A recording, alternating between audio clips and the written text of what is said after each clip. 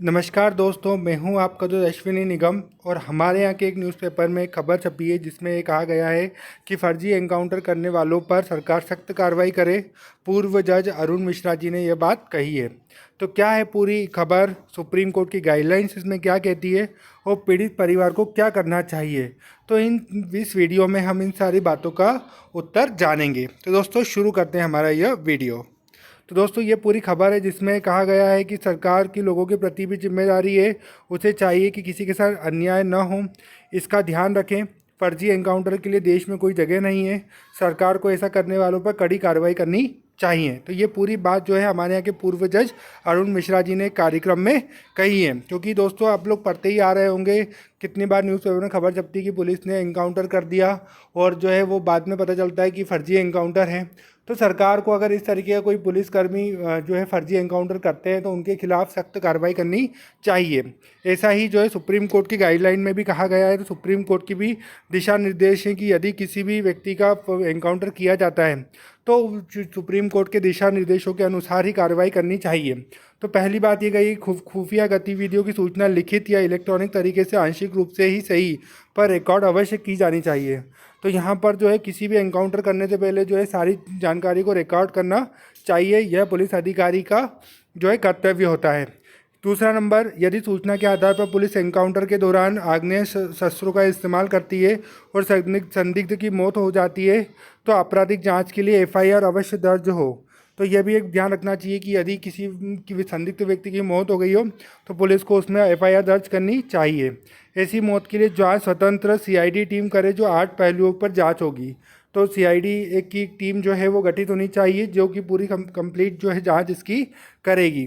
चौथे number, encounter में हुई सभी मौतों के लिए मजिस्ट्रेट जांच जरूरी होनी चाहिए। तो मजिस्ट्रेट स्तर की जांच होना चाहिए। पाँचवें नंबर पे कहा गया है कि एनकाउंटर में हुई मौतों के संबंध में तत्कालीन राष्ट्रीय मानवाधिकार आयोग या राज्य आयोग को सूचित किया जाना चाहिए। तो जब भी कोई ऐसा एनकाउंटर होता है तो उसकी जो सूचना जो है ह्यूमन राइट कमीशन को भी दी जानी चाहिए।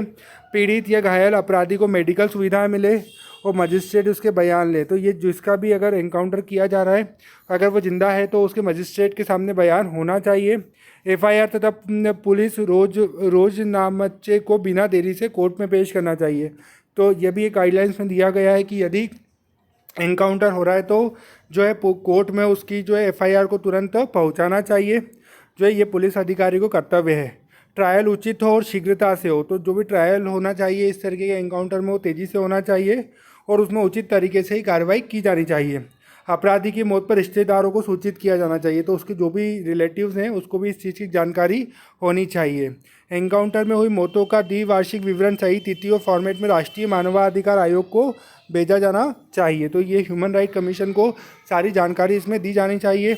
अनुचित एनकाउंटर में दोषी पाए गए पुलिसकर्मियों का निलंबन और कार्रवाई होना चाहिए। तो यदि कोई व्यक्ति जो है अनुचित तरीके से जो है फर्जी एनकाउंटर करता है तो उसको निलंबित किया जाना चाहिए और उसके ऊपर भी एफआईआर दर्ज होनी चाहिए।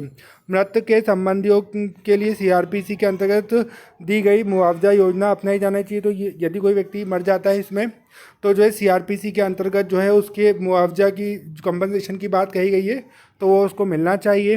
पुलिस अधिकारियों को जांच के लिए अपने हथियार सौंपना चाहिए। तो यदि जो भी एक जांच होनी है तो जिससे एनकाउंटर हुआ है उसकी जांच प्रॉपरली होनी चाहिए, जिस भी हथियार से ये एनकाउंटर किया गया है। दोषी पुलिस अधिकारियों के परिवार को सूचना दें और वकील का काउंसलर मुहैया करवाएं। तो ये जो है जो भी पीड़ित होता है उसमें वकील की सुविधा है उसको दी जानी चाहिए। और जो है पुलिस अधिकारी भी दोषी होता है तो उसको भी पुलिस जो है वकील जो है प्रोवाइड कराएगी और उसको भी सूचना उसके परिवार वालों को देनी चाहिए। एनकाउंटर में हुई मौतों में शामिल पुलिस अधिकारियों को वीरता पुरस्कार नहीं दिए जाने चाहिए। तो दोस्तों क्या होता है कि जब भी कोई इस तरीके का एनकाउंटर होता है तो वीरता पुरस्कार नहीं देना चाहिए एनकाउंटर के संबंध में होने वाले एनकाउंटर के लिए। इन दिशा निर्देशों का पालन नहीं हो रहा है तो पीड़ित सत्र न्यायालय से शिकायत कर सकता है, जो कि इसका संज्ञान अवश्य लेंगे। तो यदि फिर भी अगर ये गाइडलाइंस फॉलो नहीं हो रही है तो जो है डेफिनेटली हमें जो है सत्र न्यायालय के पास जाना चाहिए और हमारा नेशनल और राज्य ह्यूमन राइट कमीशन है। और दोस्तों इस तरीके के जो है बहुत ही संवेदनशील होने की ज़रूरत है हमारी जुडिशरी को भी और हमारे यहाँ के जो एग्जीक्यूटिव्स को भी, क्योंकि इस तरीके के फर्जी एनकाउंटर जब भी होता है तो पुलिस कर्मी जो है हमेशा प्रयास करते हैं कि इस घटना को दबा दिया जाए।